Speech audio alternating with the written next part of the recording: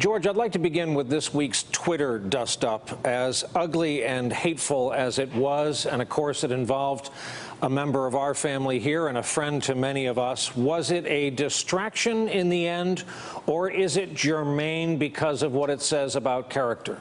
It's both. The president does like to change the subject, and he uses Twitter to do that. Now, I think that's preferable to him using, say, cruise missile attacks on a country or a nice little war on the Korean Peninsula. But it does seem to be tactical.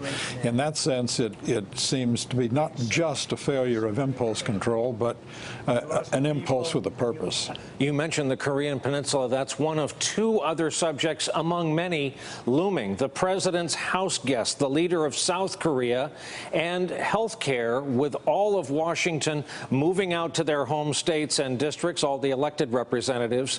These two subjects loom large, but again, there's a laundry list of things behind them. There is.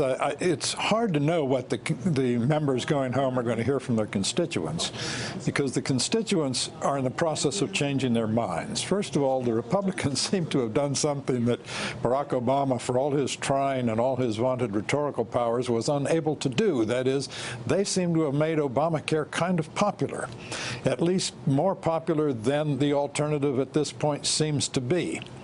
I'm not convinced that the Republican bill is dead. Mr.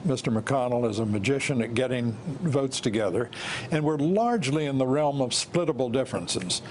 The one thing to watch, I think, is a measure put in that bill by Senator Toomey of Pennsylvania. It's the first real serious attempt to reform an out-of-control entitlement, in that it would, over an 8-year period, begin to restrain the growth of the Medicaid program. That will cause difficulties within the Republican caucus, but it is of such importance. And by the way, its importance is not that it's part of repealing Obamacare. Its importance is that it's the first time the Republicans have really begun to make good on their attempt to rein in entitlements which, if not reined in, are going to swallow the budget.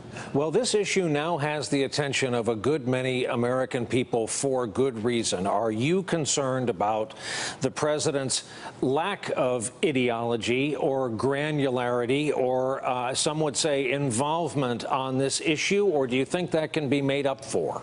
You're being polite. The problem is that the president doesn't know what he's talking about.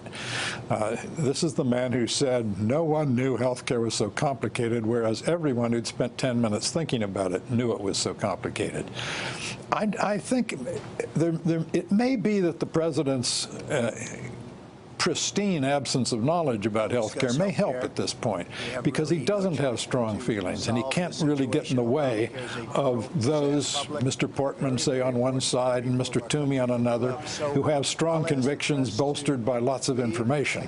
So in this sense, the president being out of it is probably a good thing. How do you think health care turns out, and when do you think pen goes to paper at the White House? Well, remember, let's just assume that Mr. McConnell can get 50 votes and with Pence breaking the tie. It goes back to the House. Now, the House had a very difficult time putting together a small and fragile coalition to send their bill to the Senate, which the Senate then rejected. That means we go to conference. And it's not at all clear to me that anything that can satisfy the senators in the conference can hold together the coalition, the fragile coalition in the House, particularly the men of Mark Meadows' Freedom Caucus. So this is a very long way from reaching the president's desk. By the way, the president has said in the past that a single-payer system works quite well in other countries. In the unlikely event that this happened, if Democrats and others got together and sent the president a single-payer system, I think he'd sign it in a heartbeat. Hey there, I'm Chris Hayes from MSNBC. Thanks for watching MSNBC on YouTube. If you want to keep up to date with the videos we're putting out, you can click subscribe just below me, or click over on this list to see lots of other great videos.